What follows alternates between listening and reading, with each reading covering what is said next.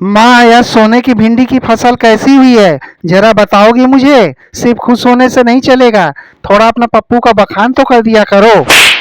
अरे बेटा पप्पू, अब तेरा मैं क्या बखान करूं। तू तो पारस पत्थर है, जहां भी हाथ रख देता है वह सामान सोने की हो जाती है। अब समझी माँ मेरा कीमत कितना है? तेरा बेटा पारस पत्थर है, किसी को भी छू देता है वह सोने का हो जाता है। लेकिन यह बात लोग जब समझे तब ना। लेकिन बेटा गलती से कभी मुझे मत छू देना, नहीं तो मैं भी सोने की हो जाऊंगी। तब तुम्हारी ये मम्मी तुमको बनाकर खाना कैसे खिलाएगी, तुम्हारा देखभाल कैसे करेगी, तुम्हारे कामों में हाथ कैसे बटाएगी। अरे नहीं माँ, तुम चिंता मत करो। मैं इतना बेवकूफ़ थोड़ी हूँ कि अपने माँ को सोने का बना दूंगा और अपना जिंदगी बर्बाद कर लूंगा। माँ तुम जैसे हो वैसे ही रहोगी, बाकी सारा सामान सोने का बन जाएगा। मैं सब सामान को छुआ करूंगा, सब सामान सोने का बन जाएगा। बस तुम बैठ बैठ के बेचती रहना। बेटा कभी कभी मैं सोचती हूँ कि तुम मेरे लिए और देश के लिए काफी कुछ कर रहे हो, और इतना सब करने के बावजूद तुम अपने लिए कुछ भी नहीं सोचते हो। तुम अकेले हो, और अकेले कैसे जिंदगी की गाड़ी चलेगी बोलो। अरे माँ तुम चिंता मत करो। जैसे पहले गाड़ियाँ डीजल और पेट्रोल से चलती थी, अभी की गाड़ियाँ बैटरी से चलती है, ऐसे तुम्हारा पप्पू भी बैटरी से चलेगा, सोलर सिस्टम से चलेगा, सोलर पावर से चलेगा, सोना बेच बेच के चलेगा, इसी प्रकार से चलेगा।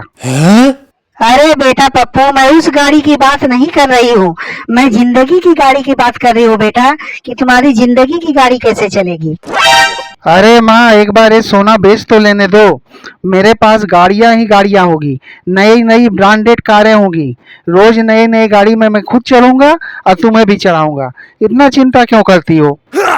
हे भगवान, अब इस लड़के को कौन समझाए कि जिंदगी की गाड़ी ब्रांडेड गाड़ी नहीं होती है, वह किसी कंपनी से नहीं बनती है, बल्कि अपनी जिंदगी की गाड़ी खुद चलानी पड़ती है। खैर जाने दो, अभी लगता है मेरा बेटा इतना समझदार नहीं हुआ है कि मेरे इस बातों का वह अर्थ निकाल पाएगा। खैर जो भी काम कर रहा है बड़े लगन से कर रहा है, मेरे लिए तो काफी मेहनत कर रहा है, देश के लोगों के लिए भी काफी मेहनत कर रहा है। अब देखो ना, सोने की फसल उगा दी। अच्छे अच्छे लोग नहीं सकते इस काम को करने में, लेकिन इसने करके दिखाया।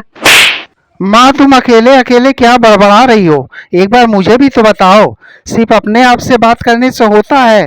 तुम्हारा बेटा तुम्हारे बगल में बैठा हुआ है, जो कुछ भी है मुझे भी बताओ। अरे नहीं बेटा, मैं अपने आप से नहीं बात कर रही थी, मैं तो तुम्हारे कारनामों के बारे में सोच रही थी। कितने अच्छे अच्छे काम तुम कर सकते हो और कितना आगे बढ़ सकते हो, लेकिन लगता है अभी किस्मत ने तुम्हारा साथ नहीं दिया है। जिस दिन दे देगा ना, सबसे आगे तुम ही रहोगे बेटा। माँ अब भविष्य के उन उड़ानों को छोड़ो, जो होगा देखा जाएगा। पहले इस सोने की भिंडी को तोड़ो और चलो मार्केट चलते हैं, इसे बेचना भी तो है ना। अरे बेटा इतना हड़बड़ा क्यों रहे हो, आगे सारे भिंडियों को तोड़ लो, उसके बाद चलते हैं मार्केट में। चलेंगे धीरे धीरे, बैठेंगे बेचेंगे पैसे कमाएंगे, इसमें हड़बड़ाने का क्या है। नहीं माँ मैं हड़बड़ा नहीं रहा हूँ, बल्कि मैं सोच रहा हूँ कि मेरे बाजार में जाने से पहले कहीं मोदी अंकल आ जाएंगे तो क्या होगा।